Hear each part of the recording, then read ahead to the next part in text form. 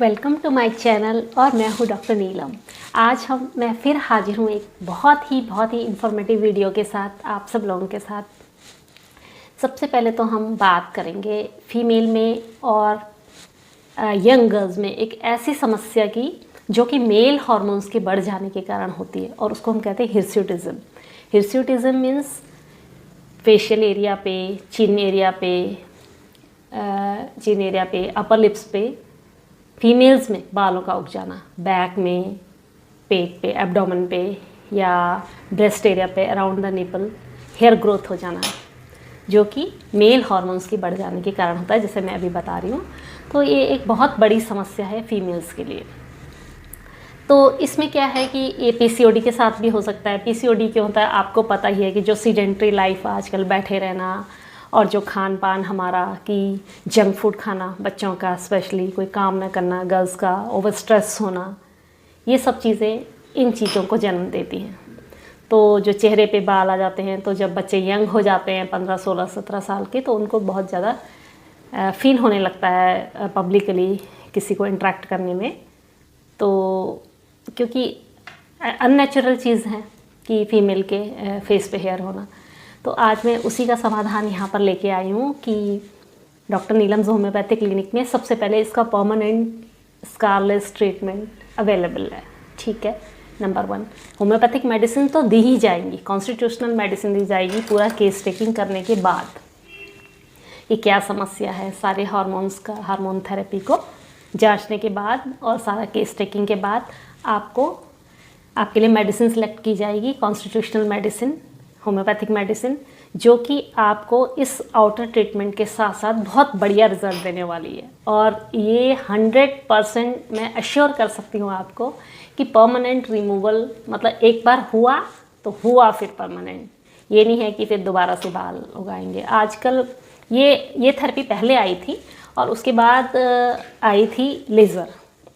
तो लेज़र भी बहुत चला, लेकिन लेज़र के रिज़ल्ट्स भी उतने अच्छे नहीं हैं, क्योंकि मैंने तो ट्रीट किया है काफ़ी पेशेंट्स को, तो मुझे पता है। और लेज़र का साइड इफ़ेक्ट ज़्यादा है। तो अगर लेज़र और थर्मोलिसिस में किसी को ऑप्ट करना पड़े तो आई वुड से कि आप थर्मोलिसिस को ऑप्ट कीजिए। अब ये थर्मोलिसिस है क्या, क्वेश्चन अराइजिंग भी थर्मोलिसिस है क्या। देखिए, थर्मोलिसिस मतलब जैसे कि नाम है थर्मोलाइसिस, तो मतलब ड्यू टू हीट की मदद से हेयर रूट में हम थोड़ा सा हीट उसमें देते हैं थर्म प्रूफ की हेल्प से, और उसको हेयर को किल करते हैं, हेयर रूट को किल करते हैं बेसिकली थ्रू हीट। इलेक्ट्रोलाइसिस क्या है, थ्रू करंट उसको किल करते हैं, हेयर रूट को डिस्ट्रॉय कर देते हैं कम्प्लीटली, कि वहाँ पर जो न्यूट्रिशन आता है उसको पूरा टोटली डिस्ट्रॉय कर दिया जाता है। तो वहाँ पर हेयर ग्रोथ नहीं हो पाता या बहुत डिले हो जाता है विद टाइम। ठीक, तो इसमें 3 टेक्निक्स मेरे पास अवेलेबल हैं, electrolysis, thermolysis and blend. Electrolysis जैसे मैंने बताया through current, thermolysis through heat, और जो ब्लेंड टेक्निक है वो सबसे फास्टेस्ट और सेफेस्ट टेक्निक है फॉर हेयर रिमूवल। तो इसका जो है जो ब्लेंड टेक्निक है उसमें हम मिक्सिंग देते हैं हीट एंड करंट को एक प्रॉपर अमाउंट में to treat the hair root. तो उसमें क्या है कि आपको क्लिनिक पे आना होगा, पहले मैं एग्जामिनेशन करूँगी, काफ़ी सारे क्वेश्चन अराइजिंग होंगे कि ये कितना टाइम लेता है, कब कब आना होगा, कितने दिनों बाद परमानेंटली रिमूव हो जाएंगे, क्या इसमें पेन होता है कि नहीं होता है। तो yes, it's little bit painful, क्योंकि मैं इम्पोर्टेंट नीडल आता है जो थाईलैंड में बनता है, थोड़ा कॉस्टली है ट्रीटमेंट, उसकी मदद से, बहुत फाइन नीडल होता है, आपको पता भी नहीं लगेगा कि कैसे मैंने उसको इंसर्ट किया हेयर रूट में।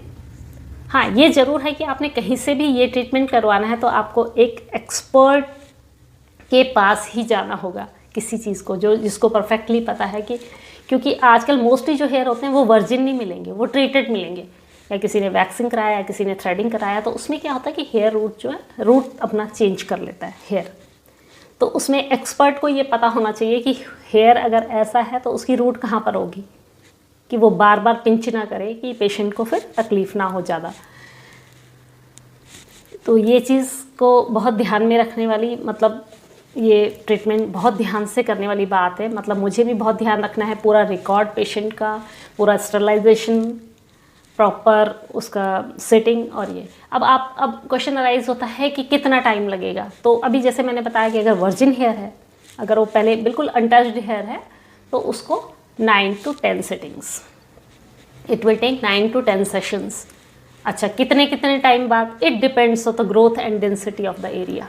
कितनी डेंसिटी है, कितनी ग्रोथ है हेयर की, उस हिसाब से हम उसको तय करते हैं। क्योंकि कभी कभी होता है कि 2 दिन बुलाना पड़ेगा पेशेंट को, अगर ज़्यादा एरिया है। अगर स्मॉल एरिया है, जैसे कि आप पिक्चर में देख रहे हैं, मैंने स्मॉल एरिया को मार्क करके दिखाया है, तो उसको हम जल्दी भी कर सकते हैं। And it will take 30 seconds to treat 1 hair root.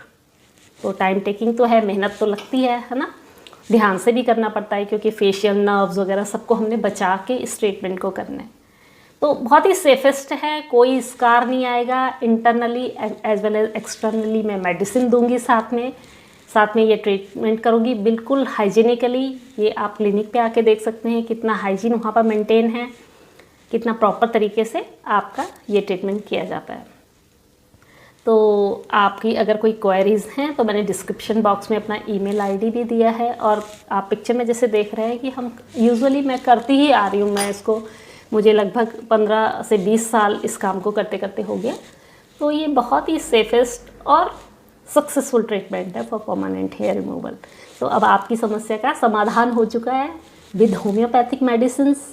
क्योंकि होम्योपैथिक मेडिसिन्स क्या करेंगी, वो इंटरनली हार्मोन को लेवल पे लेके आएंगी। इंटरनली मैं आपको ट्रीट करूँगी कि आपके जो डिस्टर्ब्ड हार्मोन हैं उनको हम लेवल पे लेके आए, और साथ में देंगे medicine, outer treatment thermolysis blend.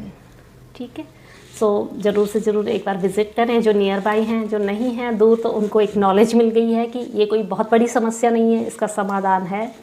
और मेरे काफ़ी पेशेंट हैं, मैं अगर देखूंगी बाद में तो मैं उनकी रिकॉर्डिंग अगर ले पाई तो वो भी नीचे कमेंट में मैं करूंगी ज़रूर से ज़रूर शेयर, कि बाल जो है 2 से 3 महीने में भी मैंने ट्रीट किया है काफ़ी लोगों के हेयर्स को। अब जैसे गैप का मैं बता रही हूँ कि कब कब आना पड़ेगा, तो इट डिपेंड्स कि आपकी हेयर ग्रोथ कितनी फास्ट और कितनी स्लो है। किसी का होता है कि बहुत फास्ट हेयर ग्रोथ है, कि मैंने आज किया और 15 डेज़ के बाद फिर से आ गया। तो जब इतने बाल ऊपर आ गए कि हम उसको प्लग से पकड़ सकते हैं, फिर आप सेकंड सिटिंग ले सकते हैं।